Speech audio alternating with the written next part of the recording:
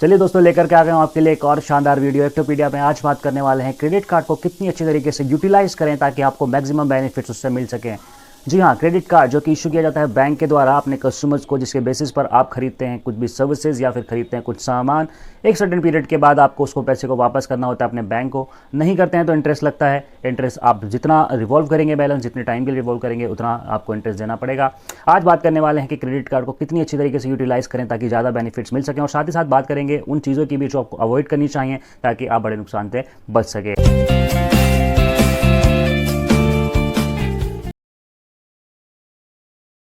Number 1 पर है track your spending. जी हाँ, जितने भी ट्रांजेक्शन्स आप करते हैं, चाहे वो डेबिट हो चाहे वो क्रेडिट हो, आपका बैंक आपके क्रेडिट कार्ड स्टेटमेंट पर सब कुछ आपको दिखाता है। ज़रूरी है कि आप अपनी स्पेंडिंग को ट्रैक करें, अपने पेमेंट्स और क्रेडिट्स को भी ट्रैक करें ताकि आप उसको अच्छी तरीके से मैनेज कर पाएँ। आपको पता हो आपकी कितनी स्पेंडिंग है और आपका कितना जो है क्रेडिट लिमिट यूटिलाइजेशन हो रहा है। तो अपनी स्पेंडिंग को ट्रैक करना बहुत ज़रूरी है। टाइम टू टाइम आपके स्टेटमेंट को रिव्यू करना भी ज़रूरी है। पेमेंट्स भी अपनी रिव्यू कीजिए। बेसिकली कहने का मतलब ये है कि जो भी आप खर्चा अपने क्रेडिट कार्ड पर कर रहे हैं उसका पूरा का पूरा ख्याल और ध्यान आपको रखना ज़रूरी होता है। आपको अपनी स्पेंडिंग के बारे में पता होगा, अपनी बिल साइकिल के बारे में पता होगा, तो आप आसानी के साथ में पेमेंट भी कर सकते हैं, एक लंबे डेब्ट से भी बच सकते हैं और अपने जो अकाउंट को है वो करंट भी आप रख सकते हैं। तो ज़रूरी है कि आप ट्रैक कीजिए अपनी स्पेंडिंग, अपने पेमेंट और अपने क्रेडिट्स को। नंबर 2 पर है अंडरस्टैंड योर रिवॉर्ड्स। जी हाँ, जनरली इंडिया में क्या होता है कि क्रेडिट कार्ड हम लेते हैं सिर्फ ये देख करके कि क्रेडिट कार्ड की एनुअल फ़ी क्या है और साथ ही साथ बेसिक बेनिफिट जैसे कि रिवॉर्ड्स क्या हैं ये हमें पता चल जाता है और हम क्रेडिट कार्ड ले लेते हैं। बहुत सारे बेनिफिट्स ऐसे होते हैं क्रेडिट कार्ड पर जो कि हमें जनरली नहीं पता होते हैं और उनको यूज़ भी नहीं कर पाते हैं। तो बहुत सारे जैसे कि परचेज प्रोटेक्शन हो गया या फिर कुछ ऐसे बेनिफिट्स भी होते हैं जो वेलकम बोनस के रूप में आपको मिलते हैं कि आप शुरुआत में इतनी स्पेंडिंग करेंगे तो आपको इतना कैशबैक मिल जाएगा या फिर इतने एडिशनल पॉइंट्स मिल जाएंगे। कुछ बड़े हाई एंड कार्ड जो होते हैं उन पर आपको एयरपोर्ट लाउंजेस जैसी सर्विसेज भी मिलती हैं। तो ज़रूरी है कि अपना कार्ड के बेनिफिट्स को आप समझें, अपने कार्ड के रिवॉर्ड सिस्टम को आप समझें ताकि आप उसका बेहतर यूटिलाइजेशन कर सकें।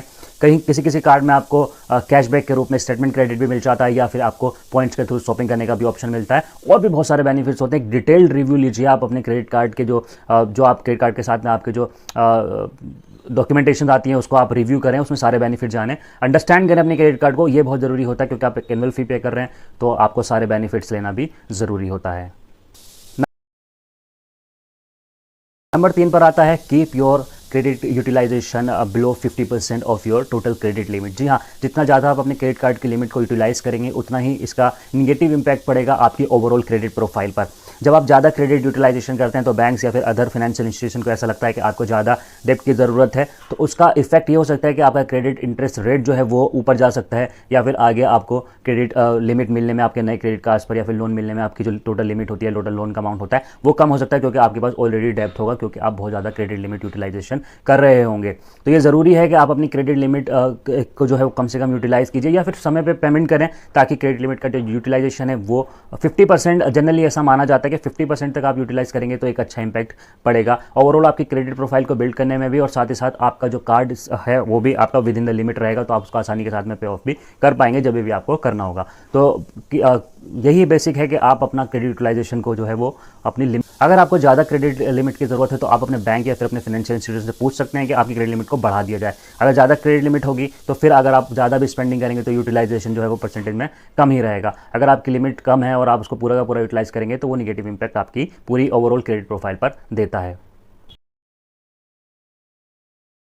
और नंबर 4 पर है आप अपना क्रेडिट स्टेटमेंट जो है वो रिव्यू करें।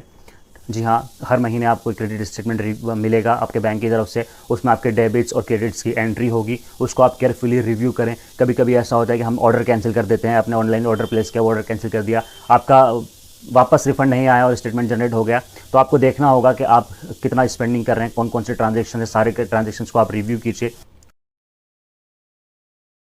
नंबर 5 पर आता है आपके पेमेंट्स। जी हाँ, पेमेंट्स टाइम पर करना बहुत ज़रूरी होता है। अगर आप टोटल पेमेंट्स नहीं कर पा रहे हैं तो आप मिनिमम ड्यू का भी पेमेंट कर सकते हैं। उससे ये होगा कि आपका अकाउंट करंट बना रहेगा, आपके अकाउंट पर लेट फी नहीं लगेगी, हालांकि आपको इंटरेस्ट पे करना पड़ेगा क्योंकि आप जब बैलेंस रिवॉल्व करेंगे तो उस पर परसेंटेज के हिसाब से इंटरेस्ट लगता है, तो वो आपको देना पड़ेगा। लेकिन कोशिश कीजिए कि पूरा का पूरा स्टेटमेंट बैलेंस आप पे करें बाय द ड्यू डेट। अगर नहीं कर सकते हैं तो आप मिनिमम ड्यू तो ज़रूर करें। अगर मिनिमम ड्यू नहीं करेंगे तो अकाउंट पास ड्यू में चला जाएगा और साथ ही साथ लेट फी लगने का भी डर होता है। तो पेमेंट टाइम पर करें, अकाउंट को करंट रखें ताकि आपका जो क्रेडिट प्रोफाइल है वो अच्छा बना रहे और फिर उसके बाद में क्रेडिट स्कोर भी आपका स्टेबल रहे या फिर इंप्रूव हो। जितनी ज़्यादा टाइम पर पेमेंट होगी, मिनिमम ड्यू भी अगर करते हैं तो वो भी टाइम पर ही पेमेंट काउंट होती है, वो भी एक पॉजिटिव पेमेंट के रूप में क्रेडिट प्रोफाइल पर अपडेट होती है, उससे आपका क्रेडिट स्कोर बढ़ने की संभावनाएं होती हैं। तो समय पर पेमेंट कीजिए, अपने अकाउंट को करंट रखिए। और आखिर में आपकी सिक्योरिटी, आपके कार्ड इन्फॉर्मेशन की सिक्योरिटी। जी हाँ, स्कैमर्स नए नए तरीके के साथ में आते रहते हैं और आपकी इन्फॉर्मेशन को चुराने की कोशिश करते हैं, तो अपने सीवीवी और अपने कार्ड नंबर को सिक्योर रखना बहुत ज़रूरी होता है। अवॉइड कीजिए अपने कार्ड इन्फॉर्मेशन को या फिर एक्सपायरी डेट या सीवीवी को किसी भी अननोन अनट्रस्टेड वेबसाइट पर एंटर ना कीजिए। और साथ ही साथ कार्ड को अगर खो जाए तो उसको रिपोर्ट करना बहुत ज़रूरी होता है कि आप अपने बैंक को बताएं और कार्ड को ब्लॉक कराएं। जनरली कार्ड पर थेफ्ट प्रोटेक्शन का कार्ड कंपनीज की तरफ से दी जाती है, तो आप उसका भी फ़ायदा ले सकते हैं, पर ज़रूरी होता है कि आप समय रहते अपने बैंक को इसके बारे में बताएं और कोई भी ऐसा अगर ट्रांजैक्शन आपके अकाउंट पर दिख रहा है तो आप उसको बैंक को रिपोर्ट करें।